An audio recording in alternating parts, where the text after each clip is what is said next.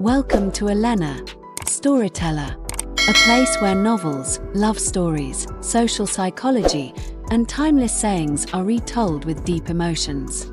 Join Elena to listen, empathize, and embark on the emotional journey of today's story. Trailer, Stolen Memories Asterisk. Tokyo, the city of light and technology. A neuroscientist has created an invention that could change the world. A machine capable of recording human memories. But one morning, she wakes up to find that her entire past 10 years have vanished. Photographs she doesn't recognize. People around her who have become strangers. And even herself, is she still who she once was? The deeper she digs, the more terrifying the truth becomes. A mysterious corporation has turned her invention into a weapon, erasing memories on a massive scale, turning people into obedient puppets.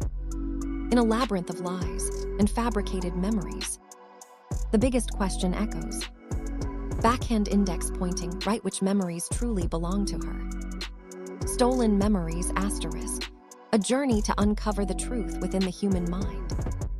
Asterisk Chapter 1, When Memories Disappear. Tokyo, a late autumn morning. The city was barely awake, the first rays of sunlight slipping through the glass panes of skyscrapers, reflecting onto the crowded streets below. The distant rumble of trains echoed in the air, blending into the relentless rhythm of a metropolis that never stopped. On the 17th floor of a modest apartment, Eiko Tanaka opened her eyes.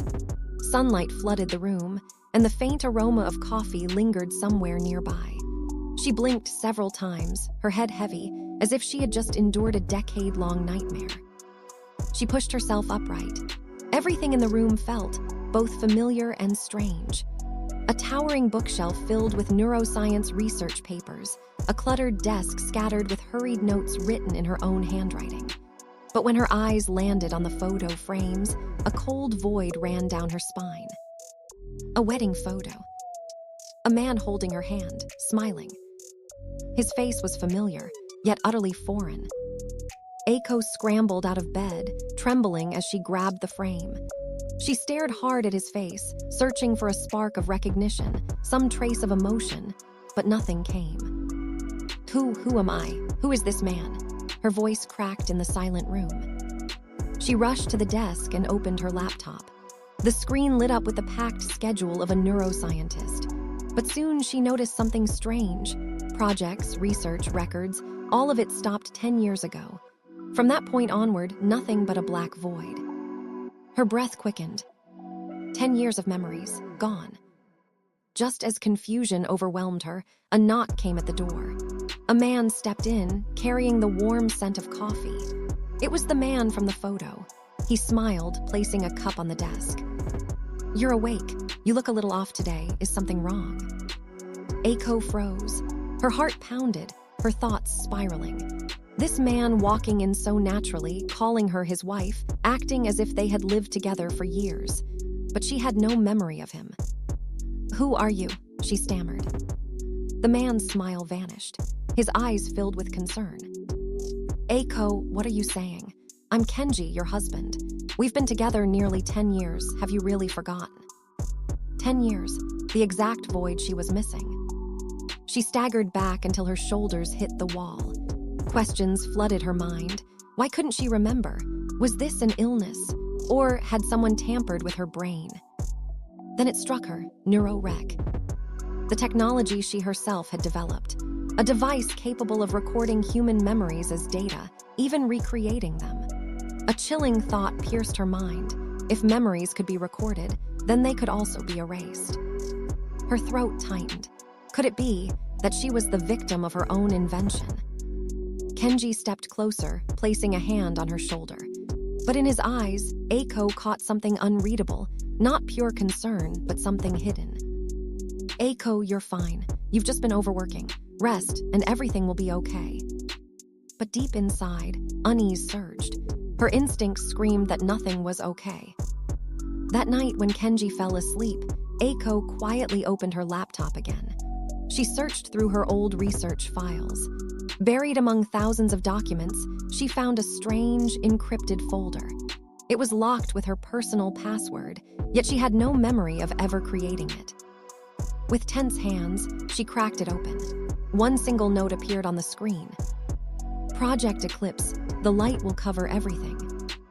Eiko shuddered. Her heart raced wildly. Eclipse, what was it? Who had written that note? And why was it hidden in her files? She glanced around the silent apartment. Outside, Tokyo glowed in golden light. But in that moment, she felt trapped inside an invisible maze where memory, truth, and lies intertwined, impossible to tell apart. One thought rose in her mind, sharp and chilling. Backhand index pointing right, 10 years of memories have been stolen. But who took them from me? Her gaze drifted to the man sleeping peacefully beside her. A flicker of suspicion sparked. She dared not blink. The darkness within her mind had only just begun to unfold. Chapter 2, Clues in the Dark. Tokyo at night. The sky was pitch black, neon lights from thousands of billboards flooding the bustling streets. The city pulsed with life and noise, yet inside Eiko, everything was nothing but an uncertain void. She sat in the shadows of her living room, laptop glowing on the table. The cryptic lines still burned on the screen. Project Eclipse, the light will cover everything. Eiko pressed her temples, a sharp ache running through her head. She knew this wasn't just a random note. It felt like a code. But a code to what? A faint sound stirred behind her. She turned. Kenji was still asleep in the bedroom. The half-closed door let in a sliver of dim hallway light, casting an oppressive stillness over the apartment. Eiko drew a deep breath. She couldn't just sit there. If her memories had been stolen, then surely some traces remained somewhere. Candle the unexpected meeting. The next morning, Eiko returned to the hospital, her old workplace. The glass doors slid open, and the sharp scent of disinfectant rushed into her lungs, making her chest tighten. Everything felt familiar yet distant, as if she were a stranger trespassing in her own past. Dr. Tanaka, a young nurse, recognized her and gave a polite bow. But in the hesitation flickering in her eyes, Eiko caught something else, like the girl knew more than she dared to say. Forcing a strained smile, Eiko hurried into the records room. She sifted through 10 years of patient files. Dozens of names flashed by until one stopped her cold. Kenta Sato, 23 years old, diagnosis, total memory loss past 5 years. Her heart raced. Another patient had lost his memories, just like her. She went to Kenta's room. The young man sat thin and pale by the window, his gaze heavy with sorrow. When Eiko stepped inside, he lifted his head, and for an instant their eyes met, sharing the weight of an invisible wound. "Hello, you're Kenta, right?" Eiko asked softly. He nodded, managing a faint smile. "Dr. Tanaka, I heard you once studied memory. They say you can help me." Eiko sat down beside him, her hands trembling. She wanted to confess that she too had lost a decade of her life, that she wasn't even sure if she could help herself, let alone him. But something inside urged her. Maybe Kenta was the key. "Do you remember anything at all? A moment, an image, maybe even just a phrase?" Kenta closed his eyes, brow furrowed. After a long silence, he spoke, each word heavy. "I only remember one sentence. The light will cover everything." Eiko froze, the exact phrase from the note. "What did you say?" she whispered, her voice hoarse. "I don't know what it means, but it keeps echoing in my mind every time I try to recall the past." Her throat tightened, her pulse thundering. So Eclipse wasn't just a shadowy project, it already had victims. And she, along with Kenta, might only be two among countless others whose memories had been stolen. Candle the truth begins to gleam. On her way back, Eiko walked through the crowded streets of Shinjuku. Electronic billboards blazed with slogans about dazzling new technologies. Then her eyes locked onto a massive sign. Murai Corporation, shaping the future with memory technology. Murai, the name constricted her chest. They had been the sponsors of her neuro-rec research years ago. They had been there from the very start. They had full access. And if anyone had the means to twist her invention into a weapon for mass memory erasure, it was them. A cold wind swept through, tossing her hair. In that moment, Aiko understood. She was standing against something vast, and the deeper she went, the harsher the truths she would face. Her phone buzzed. A message flashed across the screen. Want to recover your memories? Trust no one. Meet me at midnight. Old Shibuya Station. Aiko froze. Fear and longing collided inside her. Who had sent this? And how did they know she was searching for her past? That night, the city blazed with advertisements and pounding music. But beneath the chaos, Aiko felt herself stepping into another world, a hidden one, where stolen memories and buried secrets waited in the shadows. When the last train left Shibuya, only the dim yellow lights of the deserted tunnels remained. Aiko stood there, heart hammering as the wind howled through the empty corridors. At the far end of the hallway, a figure emerged, slow, silent. In that instant, Aiko knew everything was about to change. Chapter 3: The Corporation in the Shadows. Tokyo's night pulsed like a chaotic electronic symphony, neon lights spilling across streets that never slept. Yet inside the old Shibuya station, a different world emerged. Damp, silent, abandoned, forgotten by the city's modern rhythm. Aiko stood alone in the tunnel. Footsteps echoed closer. A figure appeared, a man in a long coat, face hidden beneath a slouched hat. Dr. Aiko Tanaka. His voice was rough, cold, steady. Aiko gave a faint nod. Who are you? Why did you send me that message? The man was silent for a few seconds, then held out a tiny memory card, no bigger than her fingertip. Inside here is the truth you're looking for, but be careful. From this moment on, you've stepped into Murai's game. That name again, Murai Corporation. For the second time that day, it struck Aiko's chest like a warning bell. Can you tell me, what exactly is Murai doing? She pressed. The man tilted his hat back, revealing a gaunt face, weary eyes burning with grim resolve. I was once an engineer on Project Eclipse, and trust me, it's not just research. It's a machine designed to control human memory.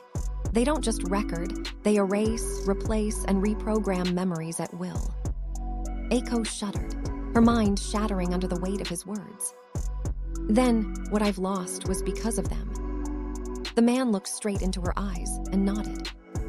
Not just you. Hundreds, maybe thousands out there are living with memories that aren't their own. They've been turned into obedient puppets, believing in lives that were never real. And you're the one who built the technology that made it possible. Aiko froze, his words slicing into her like a blade.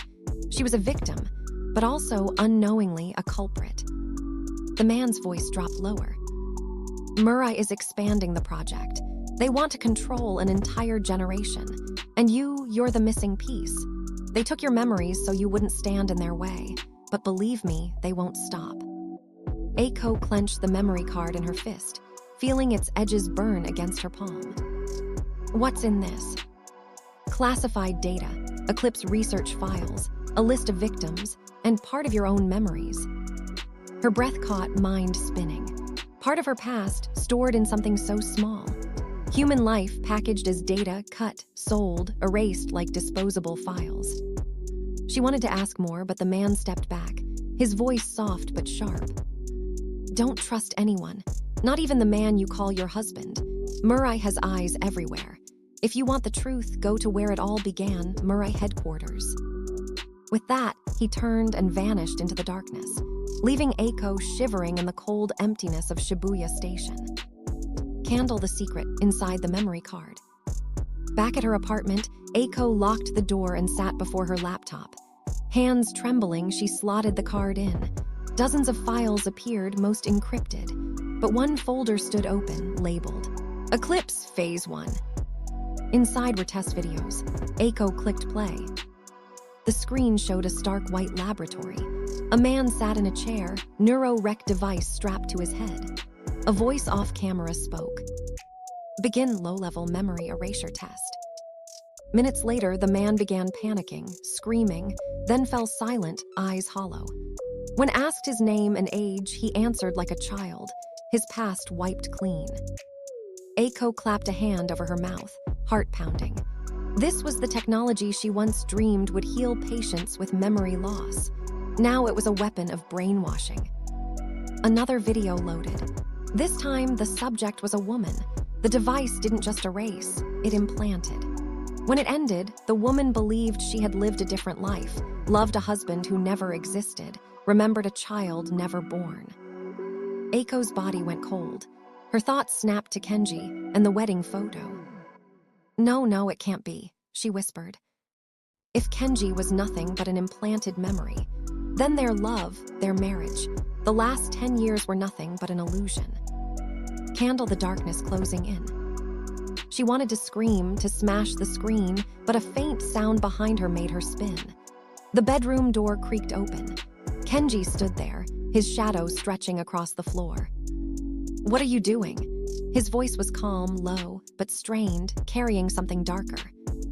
Eiko quickly shut the screen and pulled the card out. "And nothing, just reviewing old files." Kenji stared at her for a long moment, then smiled. But the smile unsettled her. It was too perfect, like a mask concealing something underneath. He stepped closer, placed a hand on her shoulder. "Don't stay up too late. You need rest." Eiko nodded, but inside her a storm raged. She knew nothing would ever be the same. That night, while Kenji slept, she gazed out the window. Tokyo shimmered in lights, yet to her it looked like a massive labyrinth built on fabricated memories. She whispered to herself, backhand index pointing right, "Murray, I will uncover the truth. Even if my memories are stolen, I still have the power to choose." Moonlight spilled cold across the room. The game of memories had begun. Chapter 4, Artificial Memories. Tokyo's morning was as noisy as ever, as if no secrets had ever been buried beneath its surface. But for Eiko, every glance, every sound felt strangely unfamiliar. She sat at the dining table, staring at the cup of coffee Kenji had made for her. Its aroma was familiar, yet today it stirred only doubt. Was this really the flavor she once loved, or just a fragment of memory that had been installed within her? Kenji sat across from her, his gaze gentle yet unreadable. He spoke about a trip they had taken to Kyoto 5 years ago. His voice was natural, his tone vivid as he described the cherry blossoms, the ancient temple, the sudden spring rain. Eiko forced a smile, because in her memory, that trip had never happened. "Do you remember?" Kenji insisted softly. "We stood beneath the cherry tree, and you said it was the most beautiful moment of your life." Eiko nodded, but her heart trembled. If that memory wasn't real, then the most beautiful moment of her life had been fabricated. Candle a fracture in the mind. The next day, Eiko searched through their old photo albums. On the glossy page, she found a picture of her and Kenji standing before Kiyomizudera Temple. But the eyes staring back at her in the photo were hollow. The faint smile looked like a mask. She studied it carefully, her heartbeat quickening. The picture seemed too perfect, more like an artificially constructed memory than a genuine moment. Her mind returned to the video from the memory card, the woman who believed in a child that had never existed. Could it be that her entire marriage was nothing more than a product of Murray's design? Candle clues from the past. That afternoon, Eiko went to the hospital where she had once worked. In the record archives, she secretly searched for her own name. Her chest tightened when she discovered the truth. Her files had vanished 10 years ago. No trace remained of her research, her patients, her very existence. An elderly nurse, someone Eiko had once known well, happened to pass by. When Eiko asked her, the woman frowned and shook her head. "I'm sorry, Dr. Tanaka, but I don't believe we've ever met." Eiko went cold. This woman had once been her close colleague. Now, she denied her existence entirely. Candle truth behind the glass wall. That night, Eiko returned to her old laboratory, the place where her research on neurorec had begun.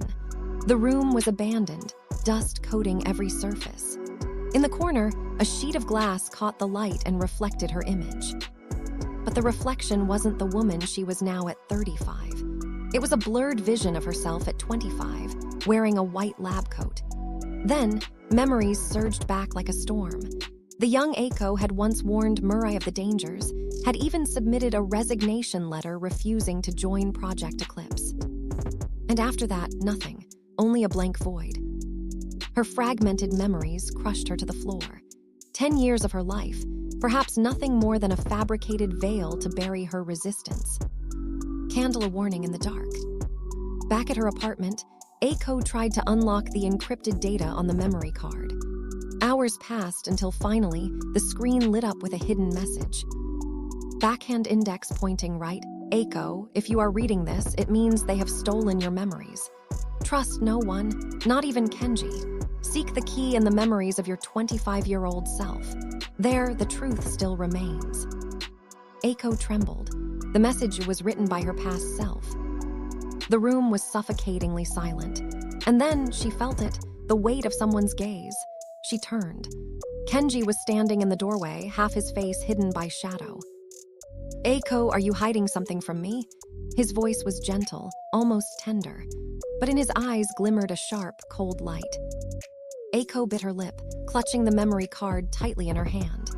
In that moment, she knew the game had gone too far. Chapter 5: The Memory Wall. Tokyo's night lay silent, the dim glow of street lamps spilling across pavement damp with mist. Eiko walked quickly, her mind tangled like a maze. Inside her coat pocket, the tiny memory card seemed to radiate warmth, as if it were the key to a stolen fragment of her life. She remembered the words that had appeared when she decrypted the data. Seek the key in the memories of your 25-year-old self. There, the truth still remains. But how could she find a memory that had been erased? Candle the forgotten experiment. The next day, Eiko quietly returned to the Institute of Neuroscience, where she had once worked. The rusted metal doors still stood, but inside was only a dust-covered laboratory, machines left to decay in silence. On the wall, she spotted a faded notice board. The handwriting was shaky, but still legible. Project Memory Wall. Test subject Dr. Eiko Tanaka. Her hand trembled as she touched it. Memory Wall, the words stirred something half-buried. She vaguely recalled the experiment, a technology designed to construct a virtual space out of one's own memories, a chamber that preserved fragments of the past. If so, perhaps data still lingered within the system. Candle a door into the past. Eiko connected her laptop to the old server. The familiar interface flickered to life, a lattice of glowing neurons simulating the human brain. Her fingers typed a password almost on instinct, Eclipse 25. A surge of light filled the screen. In an instant, Eiko found herself standing inside an empty chamber, walls lined with faintly glowing squares. This was the memory wall, the vault of her 25-year-old self. She reached out and touched one square. A memory rushed over her, a meeting with Murai Corporation executives. They wore black suits, faces calm but voices chilling.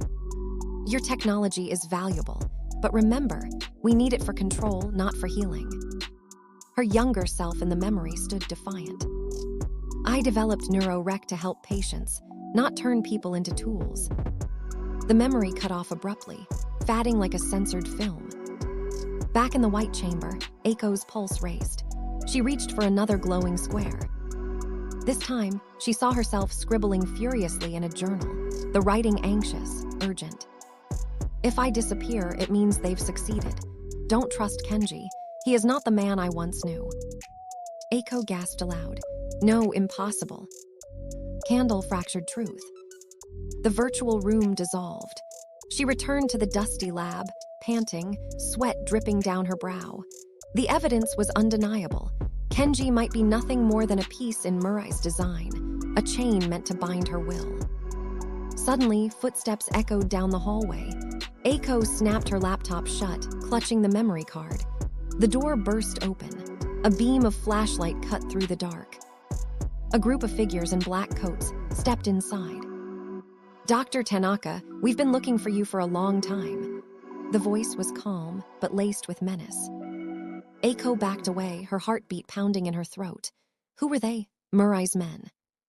In that instant, only two choices lay before her: stay and confront them, or flee to protect the truth she had just uncovered.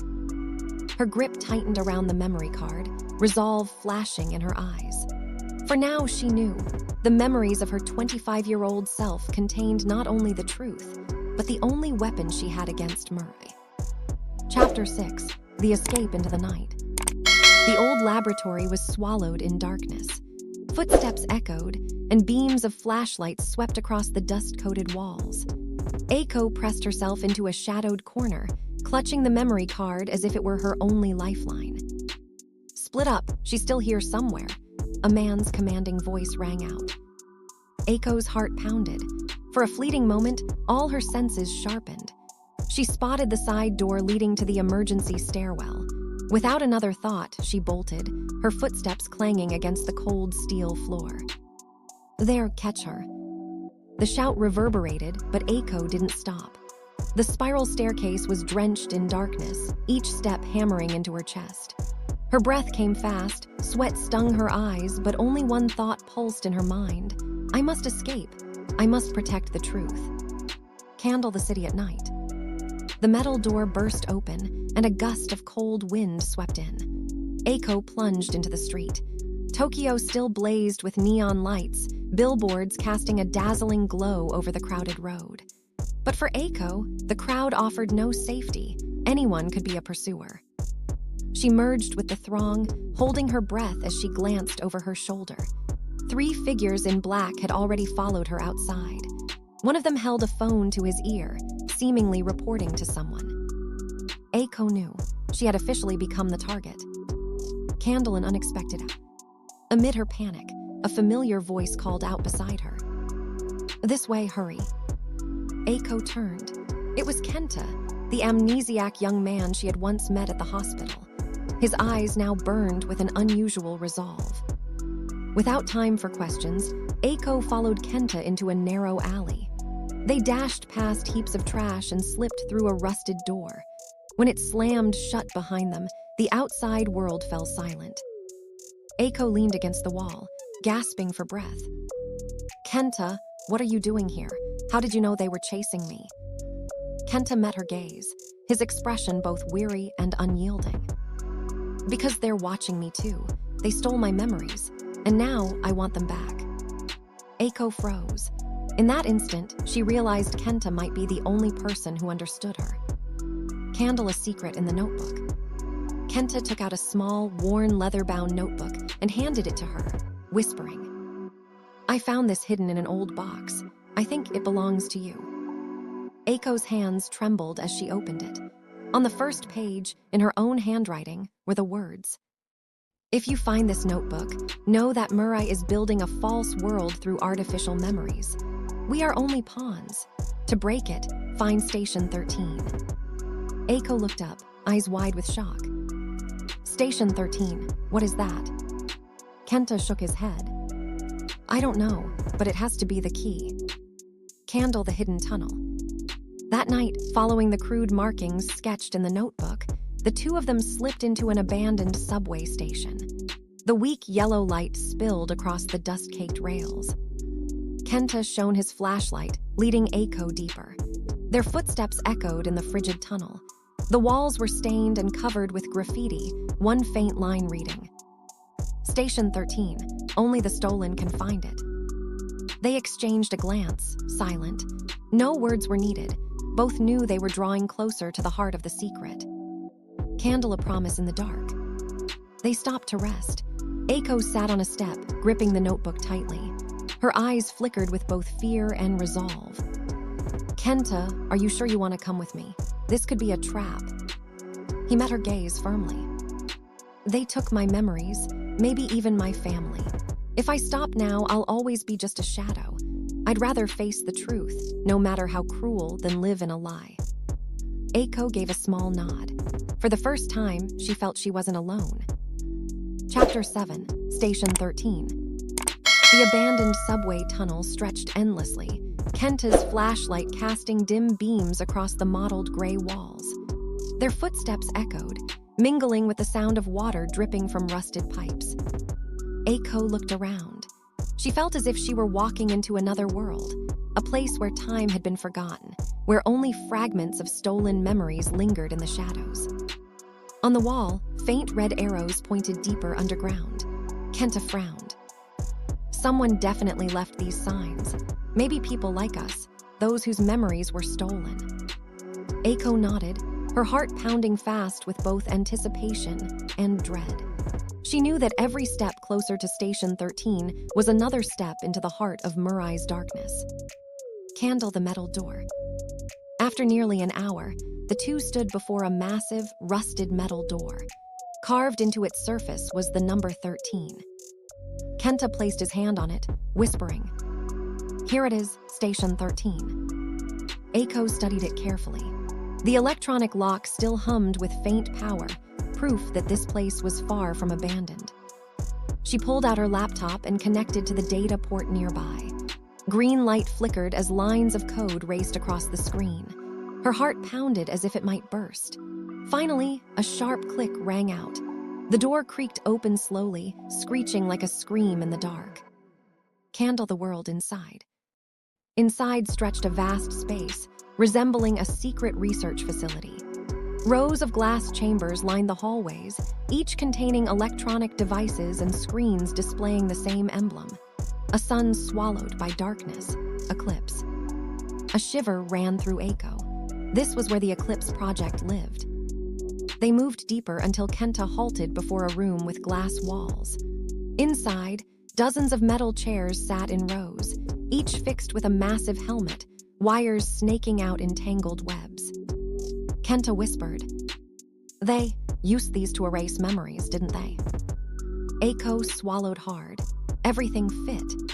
This was the machinery Murai used to overwrite human minds, turning them into fabricated versions of themselves. Candle a familiar trace. On the control desk in the corner, Eiko spotted a file. Her chest tightened as she read the label. Subject A01, Eiko Tanaka. Her body jolted. Beneath it were notes. Subject refuses cooperation. Proceed with memory erasure. Construct false marital memory for control. Monitor emotional response for 10 years. The file slipped from her hands. Her whole body trembled. Every suspicion she had carried now solidified into brutal truth. The last 10 years of her life had been a scripted illusion crafted by Murai. Kenji, the apartment, even the sweetest memories, nothing but a play. Kenta placed a firm hand on her shoulder, eyes unwavering. "We'll bring them down, but first you need to face all of it." Candle the message left behind. In the control room, Eiko uncovered a storage device. She opened it, and a video began to play. The face on the screen was her own, Eiko from 10 years ago. Her past self's eyes burned with resolve. "If my memories are erased, if anyone finds this recording, know that Murai isn't just controlling us. They are creating an entirely new world where false memories replace truth. Station 13 is the core. Destroy it, or we will lose everything." The video ended. Darkness returned. Eiko stood frozen. The woman she once was had entrusted everything to the woman she had become. Candle the shadow appears. Suddenly, alarms blared. Red lights flashed across the corridors. "Intruders detected. Lock down Station 13. A voice boomed through the speakers. Kenta flinched. "They've found us. We have to get out." But Eiko clutched the USB containing the video, her eyes blazing with determination. "No, this is the only chance to uncover the whole truth. I won't run anymore." Figures in black emerged at the end of the hallway, advancing steadily. At that moment, Eiko knew she was about to face Murai directly, perhaps even Kenji himself. Chapter 8, Confronting the Falsehood. The blaring alarm drilled into Eiko's ears, each heartbeat syncing with the relentless flashing of red lights. Station 13 was no longer an abandoned ruin. It had become a massive trap. From the far end of the corridor, footsteps thundered closer. Flashlights swept across the cold steel floor. Eiko and Kenta quickly ducked behind an old storage tank. Kenta gritted his teeth. "They're faster than I thought. We need a way out." but Aiko's eyes were fixed on the data drive in her hand. The USB containing the video of herself from 10 years ago seemed to burn hot in her palm. In her mind, a voice echoed, "Don't run anymore, Aiko, face it." Candle an unexpected reunion. The steel door at the end of the hall burst open. A squad of black-clad figures stormed in. At the center, leading them, was a face that stabbed her heart, Kenji. He looked the same, calm, gentle-eyed, the man she once loved. But now he wore Murai's black suit and a badge of authority over his chest. Aiko's breath caught, her heart fractured. "Kenji, are you real or just another lie?" Kenji stepped forward, his voice calm yet chilling. "So you finally found this place. Aiko, I never wanted you to see this truth." Kenta snarled. "Stop pretending. You stole her memories. You turned her life into a joke." Kenji ignored him, his gaze locked only on Aiko. "I won't deny it, but Aiko, you have to understand it was to protect you." Candle the truth laid bare. Aiko staggered back, trembling all over. "Protect me, by erasing my real memories, by fabricating a marriage that lasted 10 years. Kenji sighed, a flicker of pain in his eyes. "You once fought against Murai. You were too smart, too dangerous, so they decided to erase everything. The only way I could stay close was by accepting the role of watching over you. Yes, much of it was false, but my feelings for you, those were real." The words stunned her. Half of her heart longed to believe, but the other half raged with fury. Real feelings? What about my memories? What about the life they stole from me? Kenji fell silent. Around them, Murai's operatives tightened their circle. Candle a life or death choice. Kenta pulled a small magnetic charge from his jacket and pressed it against the tank. He leaned close, whispering, "We can destroy the data hub here, but you have to decide, trust Kenji or keep fighting." Aiko looked at Kenji. In that instant, every false memory, every moment of happiness tainted with deceit, surged back like knives through her chest. Kenji extended his hand, his voice urgent. "Come with me, Aiko. Don't destroy everything. If you do, you'll lose every memory we shared, fake or not." Kenta shouted. "Don't listen. Those so-called memories are chains. Aiko, this is your only chance to be free." The room fell into suffocating silence. The alarms still wailed, but to Aiko, the world had narrowed into just two choices. 1. Take Kenji's hand. Accept the false memories but keep the bond. 2. Stand with Kenta. Destroy Station 13, sacrificing everything to reclaim the truth. Candle the fire in her eyes. Aiko closed her eyes. The vision of her past self in the recording burned vividly. Fierce eyes, a resolute voice. Destroy Station 13, or we will lose everything. She opened her eyes, locking them onto Kenji. "If your feelings are real, then let me decide my own life." Kenji froze, his outstretched hand suspended midair. At that moment, Kenta triggered the magnetic charge. A sharp explosion rattled the chamber, the lights flickering wildly. The loudspeakers blared with heightened urgency. "Warning, data hub compromised." Candle climax. The black-clad guards drew their weapons in unison. Kenji shouted, "Stop, no one harms her." But control was already slipping. Sparks burst, tanks trembled, and Station 13 itself began to quake as though it would collapse. Aiko clutched the USB tightly, her eyes blazing. "I'm not afraid anymore. If my memories were stolen, I'll rebuild them through the truth of my own choosing." Behind them, the steel door groaned shut, the sound echoing like a death knell. The true confrontation had begun. Chapter 9, The Truth in the Shadows. The faint explosion of the magnetic bomb still echoed. Station 13 was swallowed in darkness, with only the flickering red emergency lights breaking through. The stuttering of failing machines, the hiss of torn cables, the low drone of emergency fans, all blended into a suffocating atmosphere. Aiko stood amid the chaos, her hand clutching the USB, the only thread connecting her to the truth. Beside her, Kenta pulled her toward the safe corridor, but her heart froze when she turned back and saw Kenji. He remained there, surrounded by black-clad soldiers, his eyes burning in the dark. Gone was his usual composure, replaced by a storm of conflict. "Eiko," Kenji shouted, his voice cutting through the alarm's wail.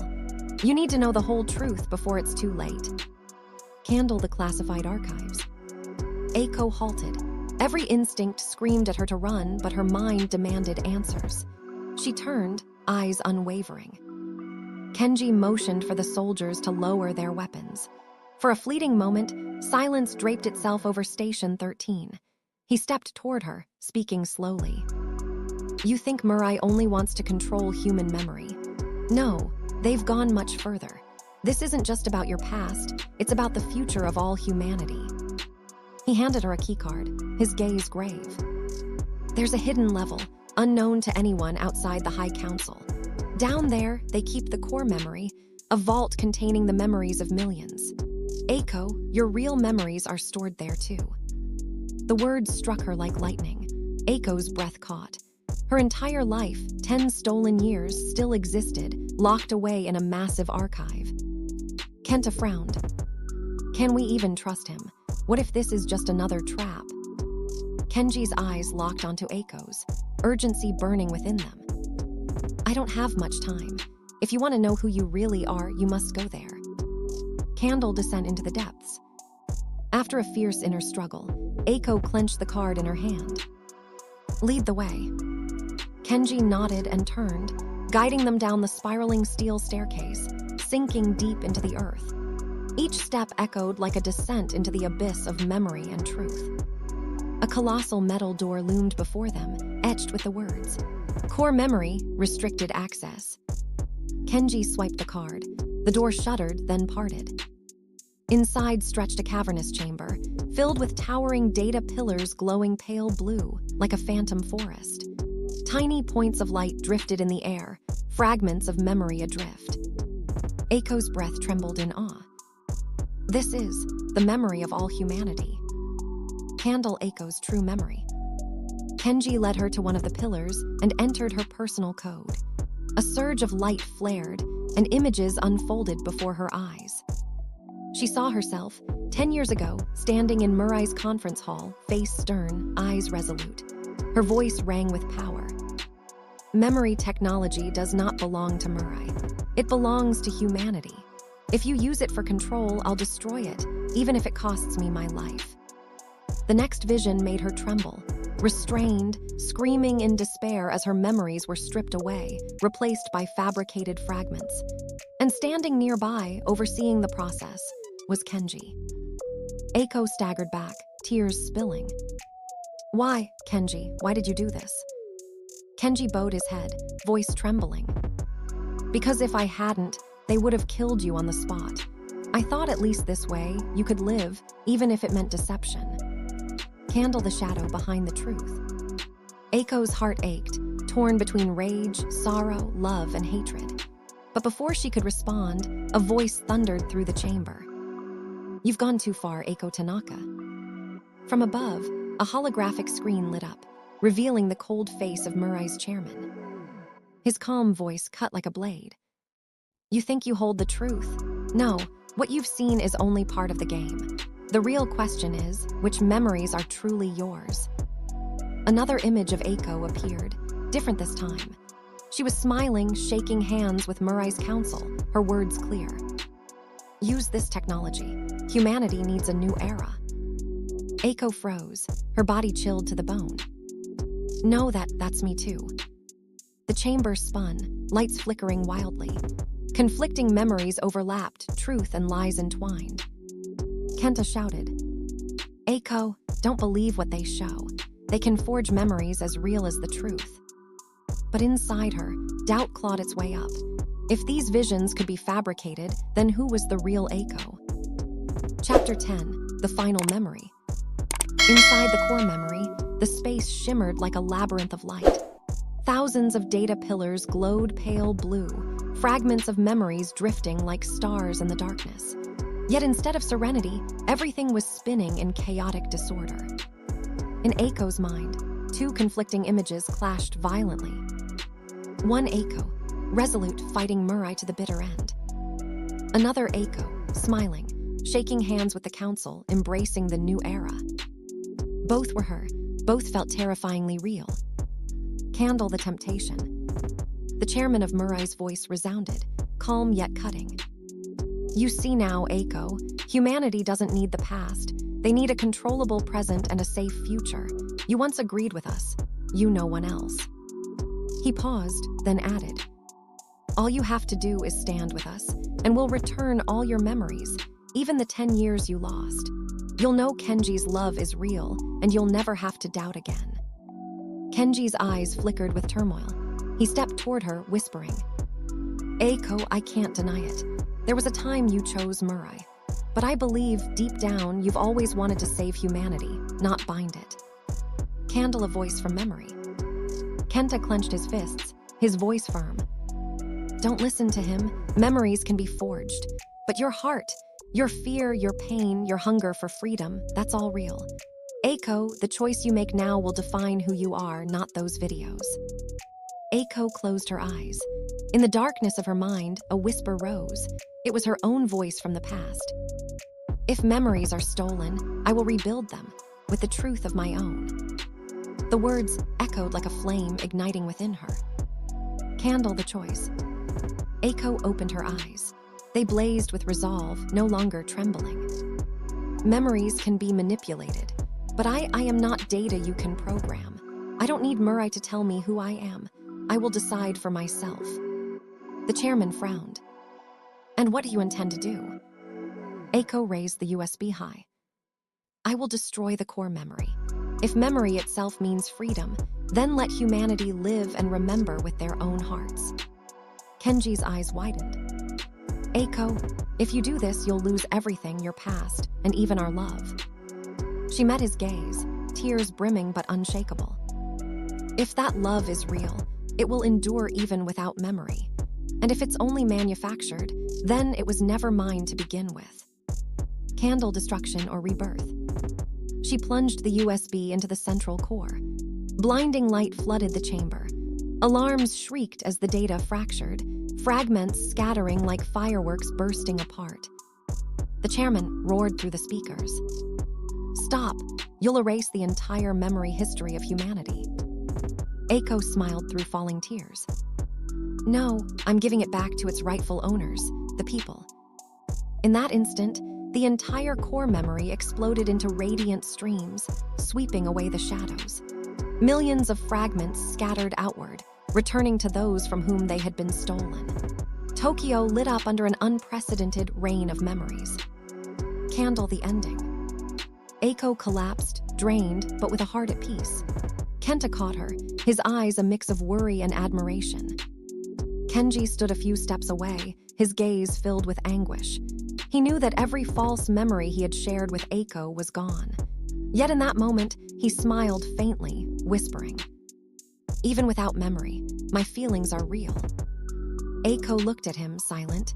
She didn't know what the future would hold, nor how much of herself remained. But she knew one truth. From now on, her life would never again be controlled. Milky Way outside, Tokyo blazed with light. People lifted their faces to the falling fragments, recalling what had once been stolen. Laughter, tears, the sound of loved ones' names echoed through the streets. The stolen memories had finally returned. Thank you so much for watching until the end. Don't forget to subscribe to support Elena, storyteller, and stay tuned for the next heartfelt video.